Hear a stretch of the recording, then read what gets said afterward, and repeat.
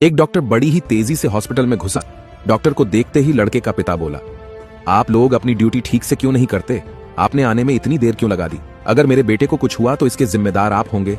Doctor ने विनम्रता से कहा, आई एम सॉरी, मैं हॉस्पिटल में नहीं था। लड़के का पिता गुस्से में बोला, क्या इस समय अगर आपका बेटा होता तो आप शांत रहते? पिता गुस्से में बोले ही जा रहा था।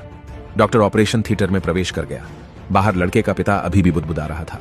सलाह देना आसान होता है, जिस पर बीतती है वही जानता है। 1 घंटे बाद ऑपरेशन सफल रहा। यह सुनते ही लड़के के परिजन खुश हो गए और डॉक्टर से सवाल पर सवाल पूछने लगे। वो कब तक पूरी तरह से ठीक हो जाएगा, उसे डिस्चार्ज कब करेंगे? पर डॉक्टर जिस तेजी से आया था उसी तेजी से वापस जाने लगा और लोगों से अपने सवाल नर्स से पूछने को कहा। लड़के के पिता ने नर्स से कहा, यह डॉक्टर इतना घमंडी क्यों है? ऐसी क्या जल्दी है कि वो 2 मिनट हमारे सवालों का जवाब नहीं दे सकता?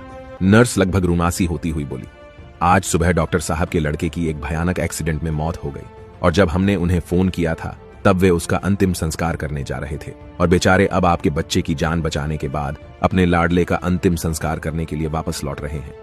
यह सुन लड़के के परिजन और पिता स्तब्ध रह गए और उन्हें अपनी गलती का एहसास हो गया। दोस्तों, बहुत बार हम किसी सिचुएशन के बारे में अच्छी तरह जाने बिना ही उस पर रिएक्ट कर देते हैं, पर हमें चाहिए कि हम खुद पर नियंत्रण रखें और पूरी स्थिति को समझे बिना कोई नकारात्मक प्रतिक्रिया न दें, वरना अनजाने में हम उसे ही ठेस पहुंचा सकते हैं जो हमारा ही भला सोच रहा हो।